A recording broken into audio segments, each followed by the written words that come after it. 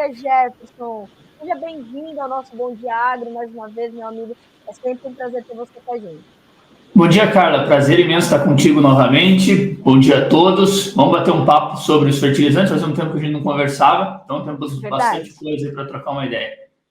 É isso mesmo. Até porque, né, Jefferson, eu só escolho bons momentos para falar com você, porque assim, a gente está numa volatilidade completa nos preços das commodities, incluindo gás natural, petróleo, e eu falava aqui para nossa audiência que esses mercados caminham muito próximos aos preços dos fertilizantes, que também tem surpreendido nesses últimos dias, nessas últimas semanas, né? Sem dúvida, sem dúvida. E hoje é um dia importante, Carla, porque eu estava acompanhando agora pela manhã, você até estava falando alguns comentários do Eduardo.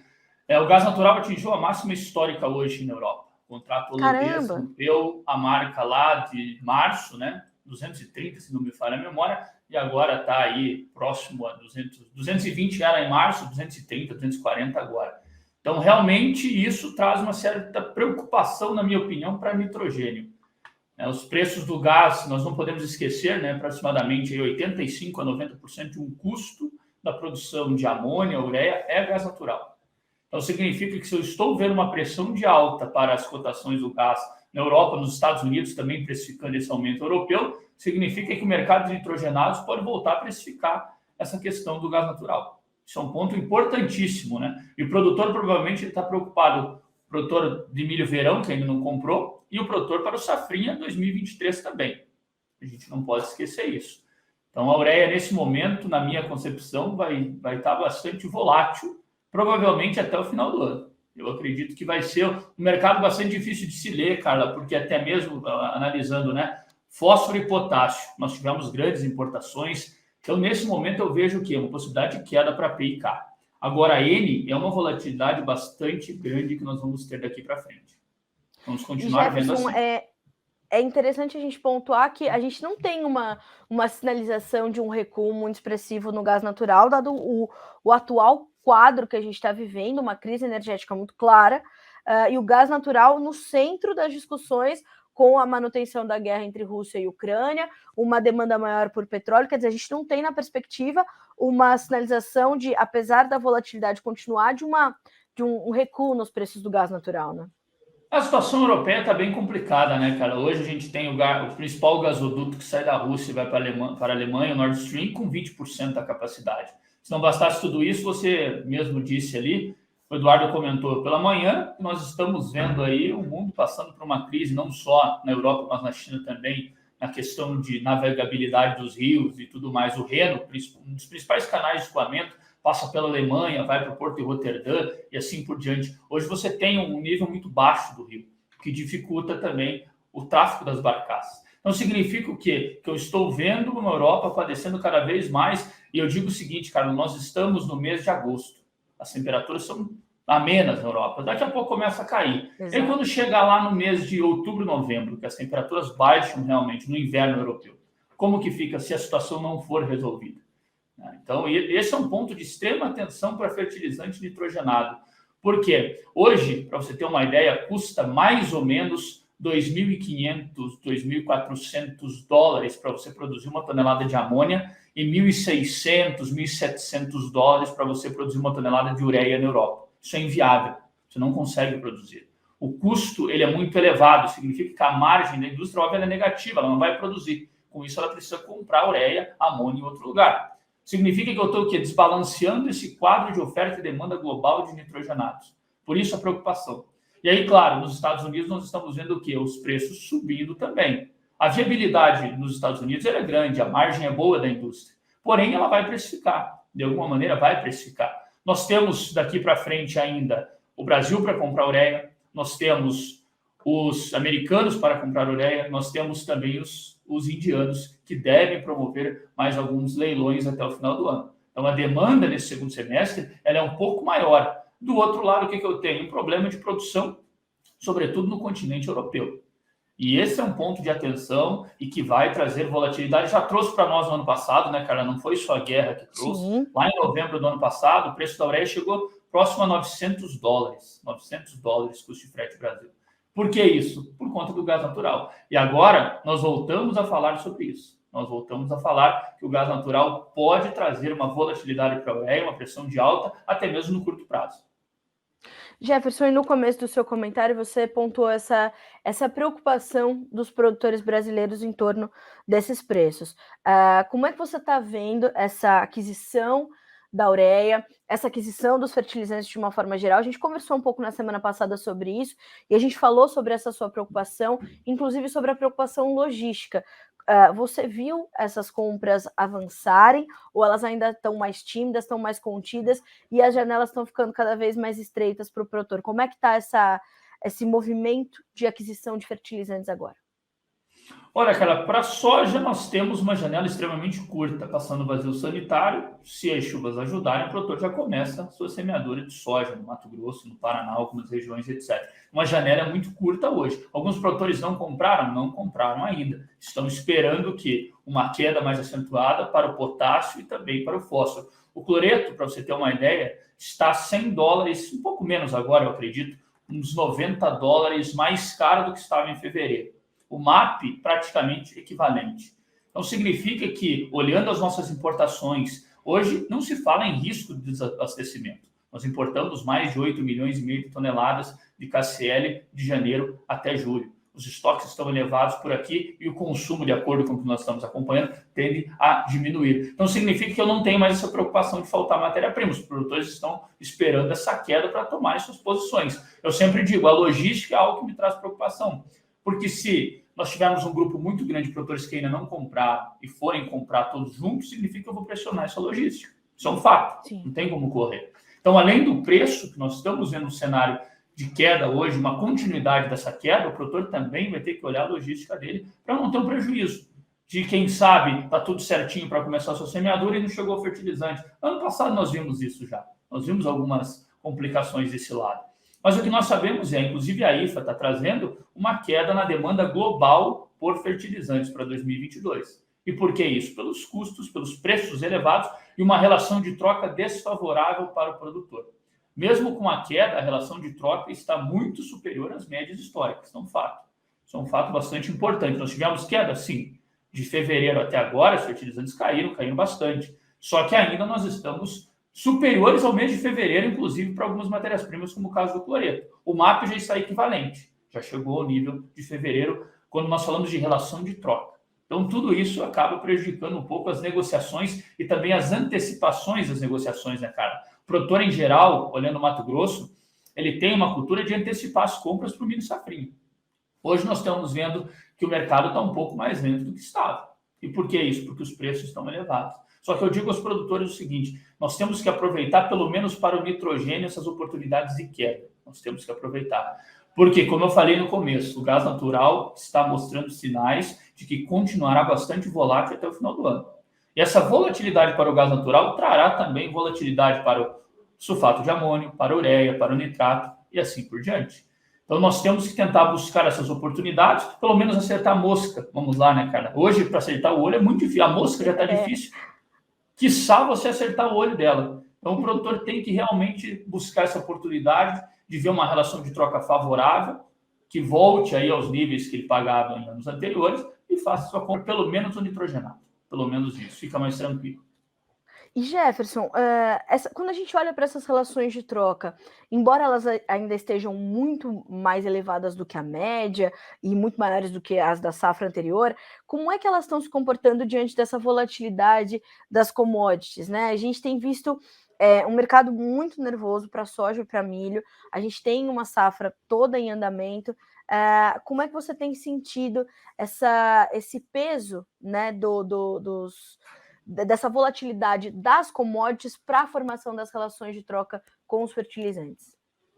Então, Carlos, o que acontece? Se nós olharmos, eu vou pegar um exemplo do cloreto de potássio. A relação de troca que eu tinha em fevereiro era uma relação de troca mais favorável do que eu tenho agora. Só que, se nós olharmos lá o mês de abril, a relação chegou próximo a 40. Agora eu estou próximo a 30 sacas. Significa que de abril até agora eu tive um recuo de 10 sacas por tonelada do cloreto de potássio. Só que lá no mês de fevereiro eu tinha uma relação de 27 sacas, mais ou menos. Historicamente, a minha relação do cloreto é 15 sacas, olhando o porto. 15 sacas. Então hoje eu estou praticamente o dobro. Praticamente o dobro. Claro, alguns produtores até relataram na semana passada que conseguiram um preço de cloreto de potássio excelente, inclusive melhor do que o custo de frete. Eles me relataram isso. E por que nós estamos vendo esse movimento? Porque algumas empresas elas estão com os estoques bastante elevados e precisam dar vazão para essas mercadorias porque tem mais coisa para chegar. Inclusive, a fala do Ministério da Agricultura é, hoje, se nós olharmos o Brasil, nós temos um problema de armazenagem de fertilizante. Veja que interessante, né, Carla? Lá em março, nós falávamos do quê? Que nós não teríamos fertilizante. Hoje, nós mudamos o discurso, nós falamos que nós temos um problema de armazenagem. Isso mostra que, realmente, o risco era muito sério em fevereiro, março. Por quê? Porque as empresas anteciparam suas compras. E hoje, nós estamos com uma dificuldade de armazenar esse produto, porque o produtor, do outro lado, ele também está um pouco mais receoso de tomar suas posições. Ele tem razão. Você imagina a volatilidade que nós estamos vendo. O cloreto de potássio chegou a $1.300 no porto, sim. 1.400 no MAP. Hoje, o cloreto de potássio está próximo de $900 no porto, 890. Então, nós temos essa volatilidade muito grande. Se nós puxarmos um pouco na memória, o KCL lá no início de 2021, Carla, era $280 custo de frete Brasil. Então, você imagina como que fica o pensamento do produtor com tudo isso. É difícil dele falar, não, eu vou tomar posição antecipada para ficar tranquilo. É muito difícil em tempos como o que nós estamos vivendo. Então, essa dificuldade vai retardar as compras. E a gente falava justamente sobre esse processo de redução da adubação, né, Jefferson? E era uma preocupação tua, porque ele podia, naturalmente, perder de outro lado. E a Agrinvest foi fazendo esses levantamentos, falando com seus clientes para entender se isso ia se confirmar realmente na safra 22-23. Como é que está seu sentimento em relação a isso agora? Realmente a gente pode ter um índice bem menor de adubação na safra 22-23? Eu não digo que bem menor, Carla, mas o produtor vai reduzir. Pelo que eu estou conversando com ele, nós teremos uma redução na adubação para a soja. Outra coisa importante, hoje eu acho que está mais que consolidado que o Brasil vai aumentar a área. Vai aumentar a área. Só que do outro lado, eu acredito que os produtores que têm um manejo bastante interessante de fertilidade do solo, eles irão conseguir diminuir nas áreas que estão mais consolidadas e fazer uma boa adubação nas áreas novas. Eu acho que esse manejo da porteira para dentro, que nós já conversamos também, é muito importante nesse momento. Porque o preço, Carla, embora ele caiu, nós sabemos que ele está muito superior às médias. E olhe pela relação de troca, que é o principal termômetro que eu tenho. E essa relação, ela me mostra que eu, perante uma média de 10, 15 anos, nós estamos com um nível bastante elevado. Isso tira um pouco o apetite de compra do produtor também. Tira um pouco, porque a relação é elevada. Então, eu acredito que nós vamos ter uma redução da adubação. Ela não será tão intensa assim, mas nós vamos ter uma redução e o produtor vai aumentar a área. A soja, eu acho que já está mais consolidada. Jefferson, o Samuel Aguiar te pergunta o seguinte, entre produtores, a ideia de diminuir a área de safrinha em 30% no milho, devido à cigarrinha e a custo de fertilizantes, está acontecendo. Você está precificando isso também? Você está esperando essa diminuição na área de milho safrinha na próxima temporada? Eu acho que não, cara. Eu acho que nós vamos crescer. Eu acredito que nós vamos acompanhar um pouco a soja. O produtor aumentando a área de soja, eu acredito que ele também vai aumentar a área de milho safrinha para o ano que vem. Claro que aí nós vamos ter que ver uma questão de adubação e assim por diante. O nitrogênio é importantíssimo, obviamente. Só que até agora a nossa relação de troca para o milho safrinha, vamos pegar esse ponto, ela está superior à média? Está superior, mas não é algo tão gritante assim. Porque o preço do milho também favorece essa relação. Historicamente, a ureia é mais barata? Claro, é uma ureia mais barata. Só que a relação ela não está tão... com uma diferença tão grande dessa média. Nós chegamos no mês de abril, pelas minhas contas, cara, a uma relação de troca superior a 105 sacas de milho safrinha do ano que vem, 2023, para 1 tonelada de ureia. Essa relação chegou próxima a 60 sacas. Hoje está aí pairando 64, 65 sacas. Lembrando que eu estou precificando o milho futuro, não estou precificando o milho spot do produtor. Isso é uma conta bastante diferente, porque se eu precificar um milho spot, significa que essa relação ela vai ser menor ainda, mas eu precifico um milho futuro, que há uma diferença de preço, obviamente, a relação ela aumenta.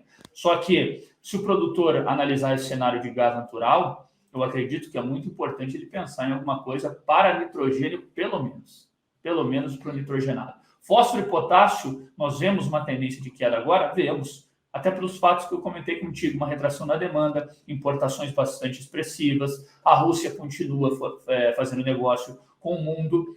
Do outro lado, a Bielorrússia diminuiu. Nós perdemos aqui mais ou menos 30% da Bielorrússia. Porém, o Canadá aumentou em quase 70%. No segundo semestre, os canadenses provavelmente vão começar a vender um pouco mais para os americanos. Não sei se nós vamos ver uma continuidade tão forte assim de remessas do Canadá. Mas o que nós sabemos é que até agora não temos problema no cloreto de potássio, que eu comentava que era o calcanhar de Aquiles do sojicultor. Se caso acontecesse realmente uma falta, eu acho que essa falta aconteceria pela Rússia, pela ausência dela, nós teríamos problema. Mas agora não temos mais. Praticamente garantido para a soja, estamos caminhando para uma garantia do milho também, cana e assim por diante. Tá. Jefferson, quando a gente fala tá boa, tá perto da média, tá ruim, que referências a gente tem de relações de troca agora para soja, para milho? Se você quiser destacar outras culturas também que tenham chamado a atenção aí no teu radar, como é que a gente está para as principais matérias-primas e as principais culturas com essas relações de troca? De que referências a gente está falando? Olha, eu vou pegar o exemplo do KCl. O KCl, a soja versus um cloreto, mais ou menos 29, 30 sacas hoje, mais ou menos. A gente considerar o quê? Até estou dando uma olhada no meu gráfico aqui, 30,4 precisamente. 30,4, ou seja, o produtor a nível porto, ele vende 34 sacas e compra uma tonelada de KCl. A minha média, Carla, só para você ter uma ideia, 17,4.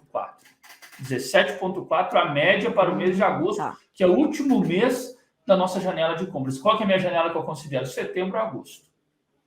Se eu analisar essa janela, eu estou com uma relação de 30,4 contra 17 da minha média para cloreto de potássio. Descendo um pouco aqui, eu tenho MAP a 31 sacas contra uma média de aproximadamente 20 sacas.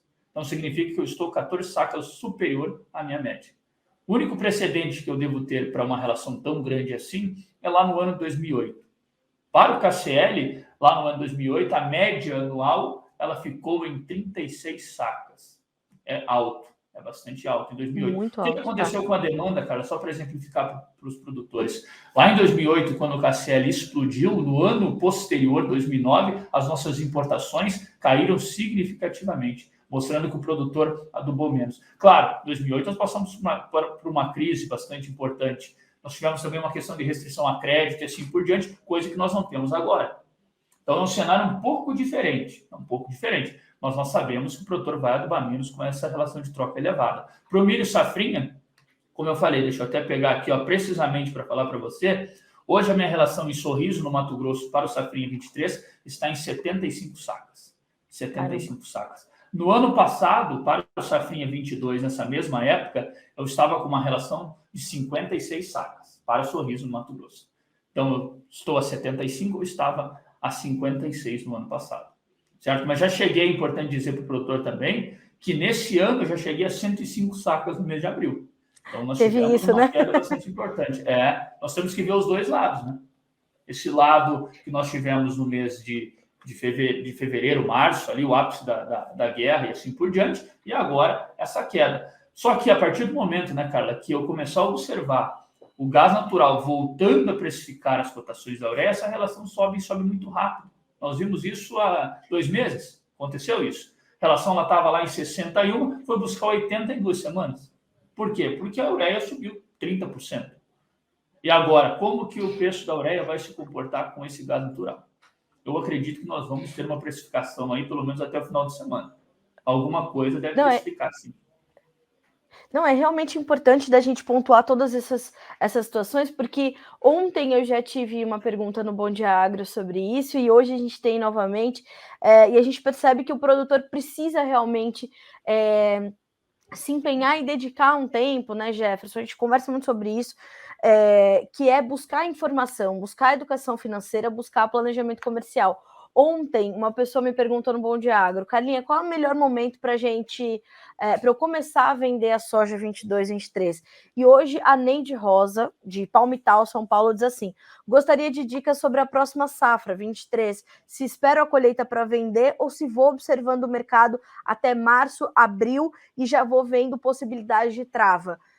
Já tem que começar a ver possibilidades de trava, já deveria ter começado a ver, e a gente precisa lembrar que precisa começar ou chegar em agosto com pelo menos uma boa parte dos seus custos de produção cobertos, né, Jefferson? Quanto é que os fertilizantes respondem no custo de produção para uma soja, para um produtor aqui no Brasil? Mais de 35%, cara. Mais Pronto. de 35% do custo total, importante dizer, do custo total operacional. Hoje está mais de 35%. Por quê? Pelo preço elevado, né? Nós estamos vendo aí como que estão as cotações dos fertilizantes. Isso acaba elevando o quê? Esse percentual do custo total operacional que o produtor tem. Então é muito representativo. O fertilizante é o mais representativo deles hoje. É o mais representativo. Portanto, é isso que você falou, é fundamental. O produtor ele tem que fixar essa relação dele. Ele tem que, já comprei todo o meu fertilizante, já comprei todo o meu químico, já comprei minha semente. Então, o certo é você fazer a sua venda da soja e já terminar. Você fixa seus custos, já não tem mais esse problema, já fico mais tranquilo. Daqui para frente, eu penso em fazer uma operação, posso fazer alguma coisa de opção e assim por diante. E eu sempre falo, cara, num ano como esse, não existe receita de bolo. Cada caso é um caso. Nós não podemos pegar e generalizar uma estratégia. Não, vamos fazer isso aqui que vai dar certo. Não está correto, não está correto. No fertilizante é a mesma coisa. Cada realidade é uma, cada caso é um caso. Então nós não podemos generalizar hoje. Em anos anteriores, pelo menos no fertilizante, era algo mais tranquilo. Hoje já não temos mais isso. Por quê? Como eu falei, vamos dar um exemplo da ureia, que é o caso mais emblemático, na minha opinião. Você ter uma volatilidade de 20% na semana de aumento é muita coisa, cara. O produtor não estava habituado com esse tipo de mercado. Para o fertilizante, por exemplo, eu me lembro, em 2019, nós tínhamos preços de 20 dias, um mês. O produtor tinha um mês para tomar decisão. Hoje ele tem meio dia, 1 hora. É assim que funciona. Então o mercado ele mudou, o fertilizante ele mudou essa característica dele. Então significa que eu também preciso mudar na minha hora de comprar essa matéria-prima. Quem sabe escalonar a compra, dividir, fazer alguns lotes, assim como o produtor faz com a soja, com o milho, para não deixar todas as apostas em um lote só, né? Porque amanhã ou depois vai quicar. Pode acontecer. Nós não temos uma bola de cristal para termos aí 100% de certeza, né, cara? Eu acho que também um ponto importante que o produtor deve acompanhar é a relação de troca do produtor americano para a próxima temporada. Porque dependendo da relação de troca do produtor americano, nós podemos ver, quem sabe, um aumento da demanda por lá e assim por diante. Eu acho que de setembro para cá, para o final do ano, vamos assim dizer, para deixar mais claro, nós vamos ter que olhar também a relação de troca do produtor americano para a próxima temporada, falando em nitrogênio. Por quê? Vai ser fundamental até para determinar um pouco do sentimento da área da próxima safra dos Estados Unidos. Vai ser muito importante isso também, cara.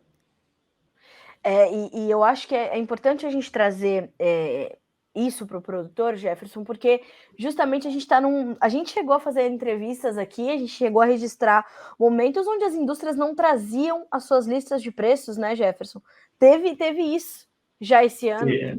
Teve, sem dúvida. Nós tivemos ali no dia, quando aconteceu na invasão, dia 24 para o dia 25, se não me falha a memória, ali o mercado ficou 10 dias praticamente sem cotação. Porque as empresas estavam analisando o que iria acontecer. Aí chegou o mês de março, realmente era um problema muito sério, porque nós não sabíamos quanto tempo aquilo ia durar. Era uma incerteza total.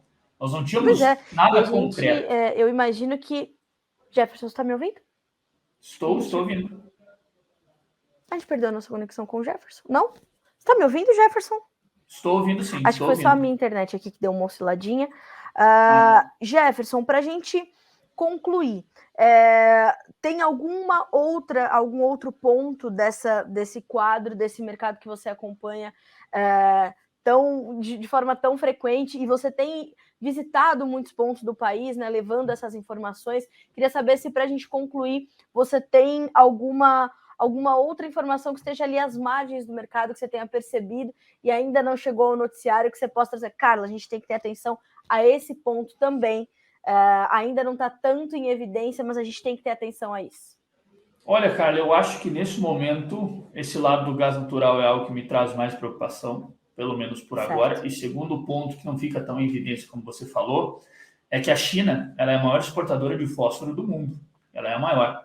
E pelo que nós estamos acompanhando, ela vai continuar restringindo as exportações de fósforo. Então, esse é um ponto importante. O fosfatado está caindo? Está caindo. Só que nós temos que acompanhar 2 pontos para o fósforo. Primeiro, uma questão ligada à amônia também, porque a base de fabricação ela utiliza a amônia. E o segundo ponto, a China. Como que fica as exportações da China? Sobretudo para os vizinhos. Estou falando de Bangladesh, Paquistão, que são consumidores e que compram, a Índia também, obviamente, que compram fertilizantes da China. Esses países são grandes parceiros no quesito fosfatados, DAP.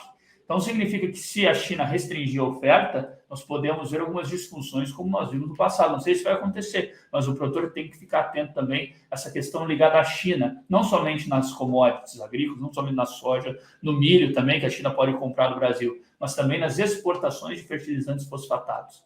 Ela é fundamental, nós temos que olhar para ela também.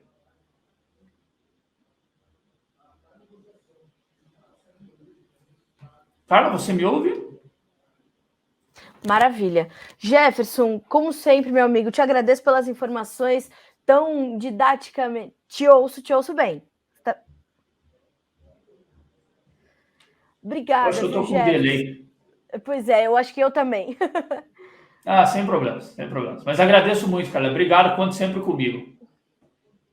Obrigada, Jefferson, te agradeço. Você conte com a gente também aqui no Notícias Agrícolas. Obrigada, viu? Boa semana para você, meu amigo. Até a próxima. Boa semana a todos. Tchau, tchau.